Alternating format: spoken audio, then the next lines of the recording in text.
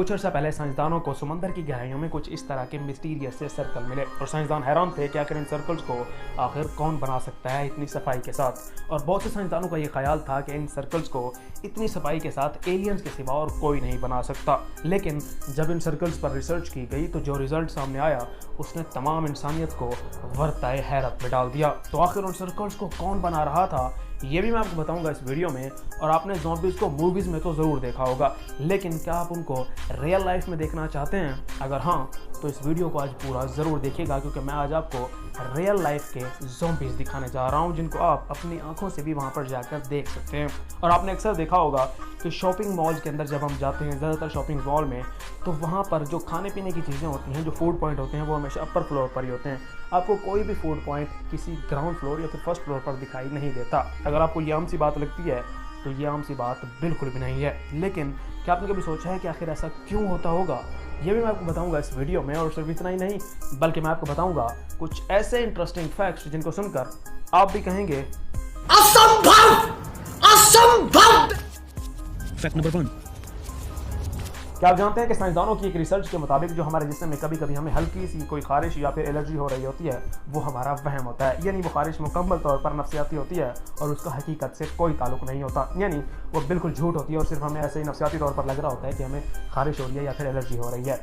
और इसको साइंसदान कुछ इस तरह से प्रूव करते हैं कि अगर आप इसको प्रूव करना चाहते हैं तो अपने आप को किसी मिरर के सामने ले जाएं और जहाँ पर भी आपको खारिश हो रही है, यानी अगर आपको इस साइड पर खारिश हो रही है तो मिरर के सामने खड़े होकर आप इस साइड को खुजाएं तो आपकी इस साइड वाली खारिश मुकम्मल तौर पर खत्म हो जाएगी और आपकी बॉडी को लगेगा कि शायद इसी जगह को ही खुजाया जा रहा है। और ये साइंसदान मुकम्मल तौर पर प्रूव भी कर चुके हैं। आप इसको ट्राई कर सकते हैं। अगर आपने ट्राई किया तो फिर कमेंट में ज़रूर बताइएगा कि क्या साइंसदानों की ऐसी रिसर्च सच्ची है या फिर साइंसदान खुद से ही ऐसे शोशे छोड़ते रहते हैं।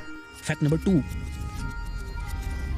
ये बात तो आपने ज़रूर सुनी होगी कि जहाँ पर ग्रेविटी कम होती है वहाँ पर टाइम काफ़ी ज़्यादा जल्दी गुजर जाता है। लेकिन क्या आपने कभी सोचा है कि अगर कोई इंसान ब्लैक होल में चला जाए तो फिर उसके लिए वक्त कैसा रहेगा और वहाँ पर ग्रेविटी कैसी है? और अगर वहाँ पर कोई शख्स 1 साल लगा कर आए तो फिर क्या होगा? तो मैं आपको बता दूँ कि अगर आप ज़मीन से ब्लैक होल पर चले जाएंगे तो वहाँ पर आपके लिए टाइम काफ़ी ज़्यादा स्लो हो जाएगा। और अगर आप ब्लैक होल के गिर्द अपना एक चक्कर 1 साल में मुकम्मल करके ज़मीन पर वापस आएंगे तो ज़मीन पर 1 साल की बजाय बल्कि 100 साल गुजर चुके होंगे। और जिनको आप ज़मीन पर जिंदा छोड़ कर गए थे वो भी मुकम्मल तौर पर मर चुके होंगे और उनकी डेथ हो चुकी होगी। और उसकी वजह मैं आपको पहले ही बता चुका हूं कि जब आप ब्लैक होल पर जाएंगे तो वहां पर टाइम आपके लिए काफ़ी ज़्यादा स्लो हो जाएगा। लेकिन अगर हम ज़मीन की बात करें तो ज़मीन पर सब कुछ वैसे का वैसा चलता रहेगा। दैट्स वाई ज़मीन पर 100 साल गुजर चुके होंगे जब आप 1 साल ब्लैक होल में लगाकर वापस आएंगे। तो आप इस थ्योरी को मानते हैं या फिर नहीं? अपनी राय कमेंट में ज़रूर दीजिएगा, क्योंकि साइंसदान ब्लैक होल के गिर्द जो टाइम है उसको स्लो करार देते हैं कि अगर आप वहाँ पर चले जाएं तो वहाँ पर वक्त काफ़ी ज़्यादा स्लो होता है, जिसकी वजह से आपकी एजिंग प्रोसेस भी काफ़ी ज़्यादा स्लो काम करता है। Fact number 3।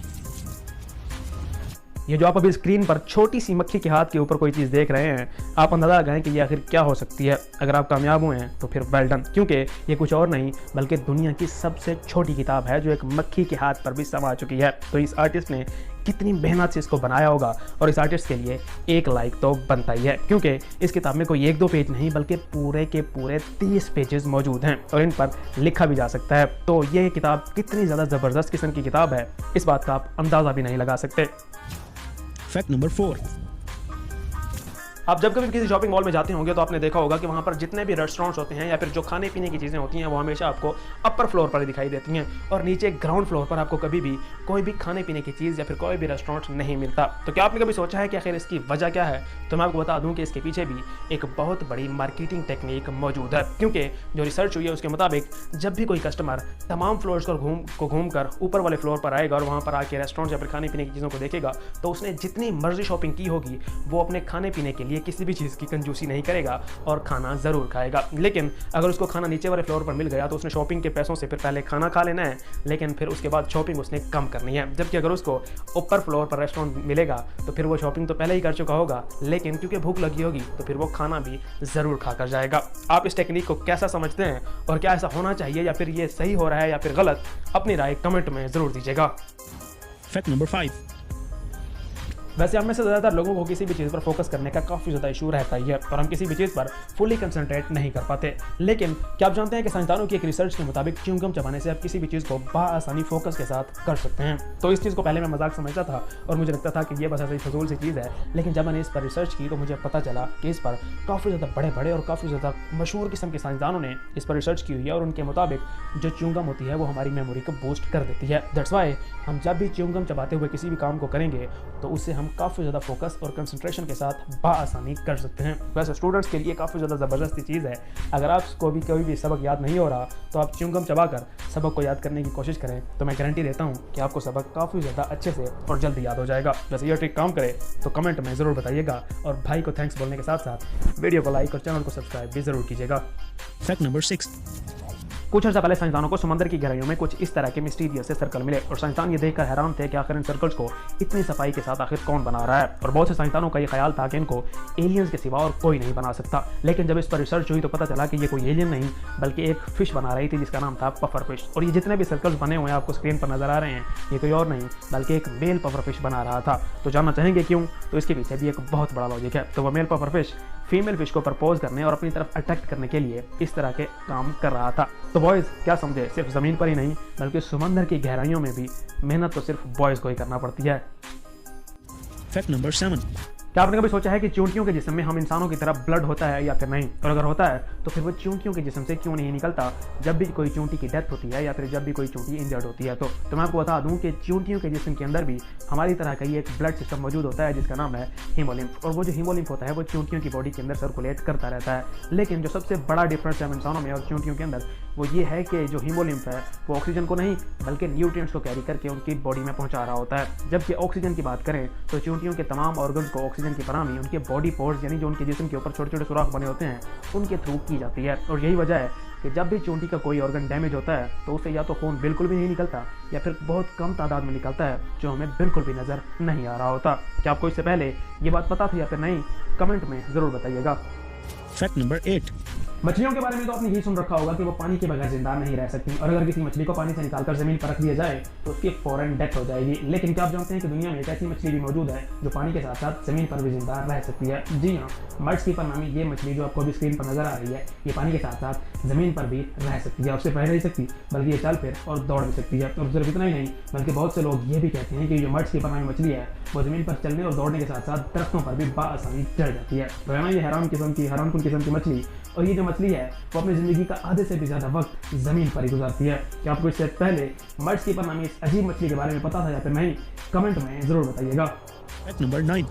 क्या आप जानते हैं कि 1963 में न्यूयॉर्क में मौजूद ब्रोनेक्स जू की जानिब से एक ऐलान कराया गया कि आज उनके पास दुनिया का सबसे खतरनाक तरीन जानवर मौजूद है जिसको देखने के लिए आप वहां पर तशरीफ़ ला सकते हैं। जिसके बाद शाम होने तक न्यूयॉर्क के ब्रोनेक्स जू में काफ़ी ज़्यादा रश लग गया और लोग दुनिया का सबसे खतरनाक तरीन जानवर देखने के लिए बेताब थे। लेकिन उसके ऊपर पर्दा लगा हुआ था और जब पर्दे को हटाया गया तो उस खतरनाक तरीन जानवर को देखकर तमाम के तमाम इंसान मुकम्मल तौर पर हैरान रह गए। दरअसल दोस्तों वहाँ पर कोई जानवर नहीं बल्कि एक बहुत बड़ा मिरर लगाया गया था जिसमें इंसान अपने आप को देख रहे थे और उसके ऊपर लिखा था कि दुनिया का सबसे खतरनाक जानवर इंसान ही है जिसने बहुत से जानवरों को बिना उनके कसूर के मुकम्मल तौर पर हलाक कर दिया। और इसका मकसद सिर्फ यही था कि जानवरों की ज़िंदगी बचाने के लिए कुछ इस तरह के इक़दाम किए जाएं जिसमें लोगों को एहसास दिलाया जाए कि वो जो बेरहमी से जानवरों को कत्ल कर देते हैं और बेजा शिकार करते हैं उससे रोका जा सके। वैसे ये कमाल का आइडिया था लोगों को एहसास दिलाने का कि इंसान ही वाकई में दुनिया का सबसे खतरनाक तरीन जानवर है। Fact number 10. वैसे चेहरे के ऊपर अगर डिंपल पड़ते हो तो उससे काफ़ी ज़्यादा खूबसूरती की अलामत समझा जाता है और हमारे यहाँ ऐसे शख्स को काफ़ी ज़्यादा खूबसूरत भी समझा जाता है। लेकिन क्या आप जानते हैं कि दुनिया में बहुत से ऐसे लोग मौजूद हैं जिनको चेहरे के साथ साथ कमर पर भी डिंपल पड़ते हैं और ये ज़्यादातर औरतों में ही पाए जाते हैं। और साइंसदानों के मुताबिक ये कोई खासियत नहीं बल्कि जो रीढ़ की हड्डी होती है उसके साथ मौजूद मसल्स की कमी की वजह से ऐसा होता है। लेकिन वेस्टर्न वर्ल्ड में इसको आज भी एक खूबसूरती की अलामत समझा जाता है और बहुत सी औरतें सिर्फ इन डिंपल्स को हासिल करने के लिए अपनी कमर की सर्जरी तक भी करा देती हैं। क्या आपको ये खूबसूरती की अलामत पसंद आई या फिर नहीं? अपनी राय कमेंट में ज़रूर दीजिएगा। वैसे हम बचपन से लेकर अब तक यही सुनते आए हैं कि एक हाथ से ताली नहीं बजती। लेकिन क्या आप जानते हैं कि भारत में रहने वाले अनमोल कैलाश ने अब पूरी दुनिया के लोगों को गलत साबित कर दिया है और उन्होंने एक हाथ से कोई 1-2 मरतबा नहीं बल्कि 1 मिनट में 400 मरतबा एक हाथ से ताली बजाकर वर्ल्ड रिकॉर्ड कायम कर दिया है। तो आप जब भी कोई शख्स आपसे पूछे कि एक हाथ से ताली बजती है या फिर नहीं तो आप उसको कह सकते हैं कि भाई वो पुरानी बात थी जब एक हाथ से ताली नहीं बजती थी, अब ये नया दौर है और वहाँ पर एक हाथ से एक बार नहीं बल्कि 1 मिनट में 400 से भी ज़्यादा तालियाँ लगाई जा सकती हैं। ज़ॉम्बीज़ को आपने मूवीज़ में तो ज़रूर देखा होगा, लेकिन अगर आप उनको रियल लाइफ में देखना चाहते हैं तो आपको ब्राज़ील का सफ़र करना पड़ेगा। आपने अक्सर देखा होगा कि जब भी हम जा रहे होते हैं अक्सर हमें चूंटियाँ दिखाई देती हैं, और जब भी हम उनको थोड़ा सा छेड़ने की कोशिश करते हैं तो वो हमसे दूर जाने की कोशिश करती हैं या फिर दूरी भाग जाती हैं। लेकिन ब्राज़ील के जंगलों में चूंटियाँ ऐसा बिल्कुल भी नहीं करती, बल्कि अगर आप वहाँ पर जाएंगे तो वो खुद ही इंसान के पास आकर इंसान पर हमला करने की भरपूर कोशिश करती हैं। तो अगर आपको ये नॉर्मल लग रहा है तो ये नॉर्मल बिल्कुल भी नहीं है, क्योंकि साइंसदानों ने उन पर जब रिसर्च की तो पता चला कि इन चूंटियों के ऊपर एक फंगस अटैक करता है, और ये फंगस जाकर उनके दिमाग पर मुकम्मल तौर पर कंट्रोल हासिल कर लेता है, और जो चूंटियाँ होती हैं उसको भी वो फंगस ही मुकम्मल तौर पर कंट्रोल कर रहा होता है। यानी बॉडी तो वो चूंटी की होती है, लेकिन जो उसको कंट्रोल कर रहा होता है, जो उसके माइंड को, जो उसके ब्रेन को कंट्रोल कर रहा होता है, वो एक फंगस होता है। और इस तरह वो फंगस एक आम सी चूंटी को एक बहुत बड़ा ज़ॉम्बी बना देता है, और फिर वो चूंटी ज़ॉम्बी बनकर जिस भी जानदार चीज़ को देखती है तो उस पर अटैक कर देती है। और ये कोई छोटी सी बात नहीं है अगर आपको ये नॉर्मल लग रहा है तो, क्योंकि जो इस तरह की फंगस है अब आने वाले दौर में बहुत सी शैतानी ताकतों की जानिब से बनाए जा रहे हैं, जो आने वाले वक्त में इंसानों पर भी हमलावर होंगे और इंसानों के जो माइंड है उसको मुकम्मल तौर पर कंट्रोल कर लेंगे। यानी फिर बॉडी तो आपकी होगी, लेकिन जो आपका ब्रेन है उसको कोई और ही कंट्रोल कर रहा होगा। दैट्स वाई फिर आपका ब्रेन आपको जो भी हुक्म देगा आपको वही करना पड़ेगा। तो ये कोई नॉर्मल सी चीज़ बिल्कुल भी नहीं है। तो ये थे आज के कुछ इंटरेस्टिंग फैक्ट्स, और आई होप कि ये वीडियो आपको ज़रूर पसंद आई होगी। तो जल्दी से इस वीडियो को लाइक करें, नीचे कमेंट करें। मिलते हैं नेक्स्ट वीडियो में। अल्लाह हाफिज़।